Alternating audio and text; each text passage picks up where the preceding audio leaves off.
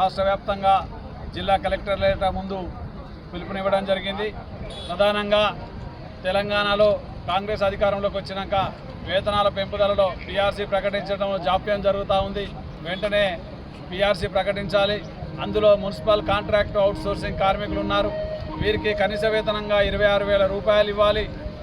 కార్మికుడు చనిపోతే దహన ఖర్చుల నిమిత్తం 30,000 రూపాయలు ఇవ్వాలి. ఎప్పుడో 2010లో ఇచ్చినటువంటి జీవోనే 10,000 రూపాయలు మాత్రమే దహన సంస్కారాలకు ఇస్తూ ఉన్నారు. తెలంగాణలో గత ప్రభుత్వం టీఆర్ఎస్ ప్రభుత్వం కూడా వేతనాల పెంపు కానీ అలాగే దహన ఖర్చులకు సంబంధించిన మార్పులు చేర్పులు కానీ చేయలేదు.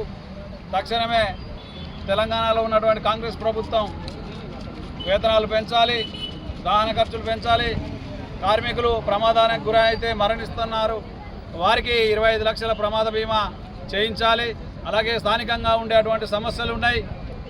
బట్టలు ఇవ్వాల్సింది, షూలు ఇవ్వాల్సింది. వర్షాకాలం వర్షంలో పనిచేస్తున్నారు, ఎండకు పనిచేస్తున్నారు, చలిలో పనిచేస్తున్నటువంటి కార్మికులకు వారికి పనిముట్లు ఇవ్వడం లేదు. పనిముట్లు కూడా ఇవ్వాలి. దీంతో పాటు ఇప్పుడు ప్రస్తుతం వర్షాకాలం కాబట్టి ఖచ్చితంగా రెయిన్ కోట్లు ఆయా మున్సిపాలిటీలలో రెయిన్ కోట్లు ఇచ్చినటువంటి పరిస్థితి లేదు. గతంలో సీడీఎంఏ గారు, రాష్ట్ర సీడీఎంఏ గారు సర్క్యులర్ ఇచ్చారు. సర్క్యులర్ ప్రకారం అందులో ఉంది, స్పష్టంగా ఉంది, కార్మికులందరికీ రెయిన్ కోట్లు ఇవ్వాలి. చలికాలం అప్పుడు కూడా స్వెటర్లు ఇవ్వాలని. కానీ ఆయా మున్సిపల్ కమిషనర్లు కానీ పాలక వర్గాలు కానీ ఎక్కడ కూడా వాళ్ళు స్పందించడం లేదు. కార్మికులను మోసం చేస్తూ ఉన్నారు. వాళ్ళకు కనీస అవసరాలు కూడా తీర్చే పరిస్థితి లేదు.